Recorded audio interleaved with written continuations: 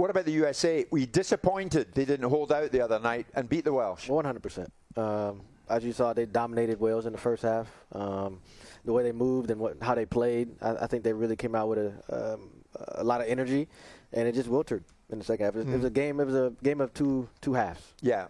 Simple as that. What do you put that down to? You can put it down to a little bit of inexperience. I think the mentality of the team was, we got to jump out on Wales. We got to really show the world that we can play football. We're not just looking for 2026. We want to show the world that we can play football now. And I think that got a little bit to them. Right. The passes weren't right in transition. They weren't good in the second half when they had some chances to. Because it looked like, when the game was afoot and it came on top and the Welsh went through it, that, like you said, the Americans wilted. And I was surprised, given the first half performance, that they were that way in the second half. I mean, what does that tell you about the US team? I know you're going to be careful in what you're saying. Yeah. No. It says that for one, we have a ways to go, but it was a good start. I'm as a fan, I was proud of the team. Did you expect? I mean, everyone was forecasting a draw before this game. That was the.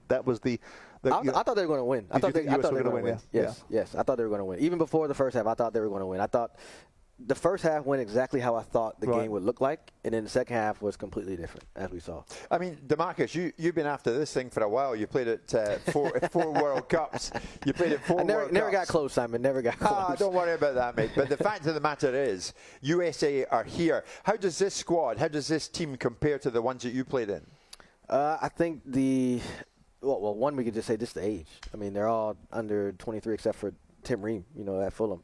They're young, they're energetic, they're a close-knit group. I think that's the same as the American kind of atmosphere. We always have a good camp, a good team, a good cohesiveness throughout the group. But this team has their youthfulness and their talent is I think a different level than we are. But at the same time, with saying that, they have to prove themselves. In 2002, obviously we got to the quarterfinals. We got out of our group in 2 out of the 4 World Cups that I played in. So it's still a work in progress. So they still have things to prove, still have things to do, but it's looking good for U.S. at the moment. So how are they feeling, do you think, going into this? I know we're second-guessing what the mood of the camp is at this moment, but they all look like a lively, confident bunch to me. Yeah. They're upbeat. Yeah. They didn't lose the first game. That was important. Yeah. How are they feeling about England? I mean, how are they feeling about England? I think they're confident because the familiarity with the players they're going to play against. But to say they're not disappointed and to say that they were a bit gutted that they got scored on in the past the 80th minute is the truth, is the honest truth. And as players, that feels like a loss when you get up to a game and you're up 1-0 and you lose, and it feels like a loss. It's not a draw. But it was coming, wasn't it? It was coming. But DaMarcus, what I'm driving at is they don't feel going into this that they are the inferior opponent. No, they don't. They feel that they can beat anyone on any given day. See, I love that. You love that, don't you? And if they do have a day, they can beat England. Yeah, I mean, will they is a different. I think if you look at the American side, I think if England turn up, they'll batter them. Yeah. But that's my point of view. I think if you look at the first half, they may well compete for England for periods of the game, but I think England are an infinitely superior side, and it's about how England play. And I know that will be me, and people will say that's me being arrogant about the English team, and we've turned up many times before and flattered to the sea. But I think it's fair to say that if you look at the English squad compared to the U.S. squad on paper, yes, they are more talented than we are. 100%. Fair enough. Yeah, that's fair. Fair enough. In a moment, we'll hear from the goalkeeper, Matt Turner. Before that, you happy with Pulisic? I'm happy with the effort that he put in. Obviously, look, star players have to come up in big moments in big games, and he did that. Yep. He did that. He got the assist to the goal. What do we love to see? Christian driving with the ball. We don't see that much in Chelsea because he's playing right wing back most of the time. So getting the ball in those spots where I'm not saying anything about Chelsea and the coach.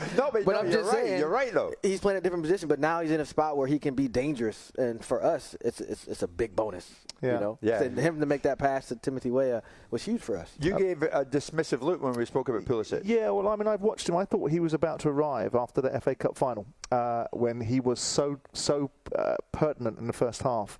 I don't know whether it's confidence versus competency, but there's an element of he hasn't done it in the Premier League, and he looks to me, and this might be a very top-down analysis, he looks lightweight. He's got all the technical ability, but when it comes to it, there's something just missing at the top level, hence the reasons why he's not dominating the space at Chelsea. When you say lightweight, what do you mean by lightweight? I think he flits and flats out of games. I don't think he's impactful, and I think physically he's lightweight. Physically lightweight. I think he's a fighter. Fair? It's fair. It's an opinion. It's his opinion. Yeah. But I think he's a fighter. You see in the game, he got basically beat up against Wales, but he'll keep going and going and go. Maybe you see that he doesn't play that way with Chelsea because you see that more obviously absolutely. week in and week out. Yeah. But when he plays in the USA team, you see he gets battered, but he gets up and But he it's plays. also, from what I've, it's not enough end product. Okay, in this game, I'll give you that. assist. Yeah, I'll give you that. Yes. When you're playing at Chelsea, when you're playing one of the 3 top positions, you have to produce. End product, yeah.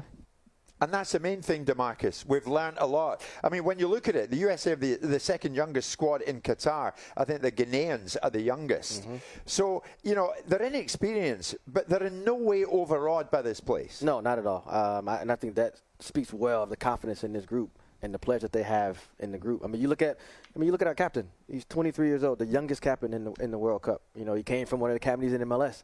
He's huge, and he was the man of the match by far. I don't know if you guys watched the match. Yeah, of course. Tyler Adams from Leeds was phenomenal. Yes. Phenomenal. And he was Weston McKennie's looks like he has a little bit of a knock, so he's not 100%. Musa, he was okay. I thought he could be better, but you look at Tyler in the midfield. He's going to be so important against England. Listen, you're so vastly experienced. Tell me this, and I know you'll have to give the game away to a certain degree.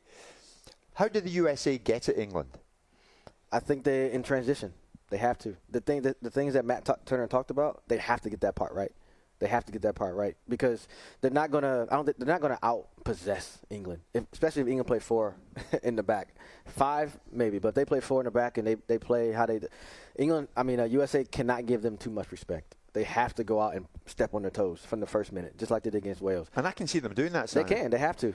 Yeah, and absolutely right that they should, because ultimately, it's not an American trait not to be confident, is it? They go into these tournaments in whatever sport they do with a degree of confidence. There has to be reality attached to it, and they're going to accept the fact that England are going to have more of the ball. Yeah. But like we say, the moments where you can hurt England are in transition. And, we can be gotten that. We look at times vulnerable, and the Iranians scored 2 goals. There's no reason why the Americans won't do some damage. But I do think if England got their heads on and they're in and control the game the way that I think they will, and the Bellinghams of our team get on the ball the way that they did against the Iranians, I think they will do damage to America. And it's about how they recover.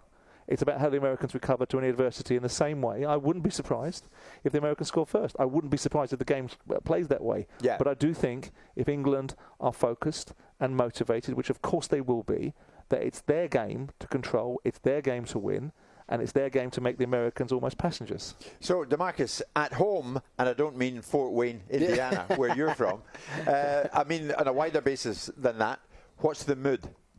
The mood's good. I think the mood is a positive one.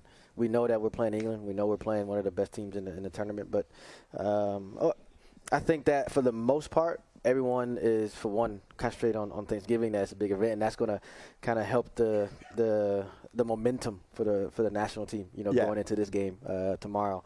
But I think that they're ultra positive, to be honest. Okay. You'll tell us, of course, Simon, that you have lived in Fort Wayne, Indiana. I have not, actually. Have you? I have not. Have you ever been to Indiana? I have been to Indiana, okay. yes. Where were you in Indiana? I'll take that. I can't remember specifically, but I'll find out the town I was in and tell you. This man has lived everywhere. Yeah, right, everywhere. I didn't live in Indiana. He just can't remember where that was. I'll take that. Thank you. Fort Wayne, Indiana, the home of DaMarcus Beasley, birthplace of DaMarcus.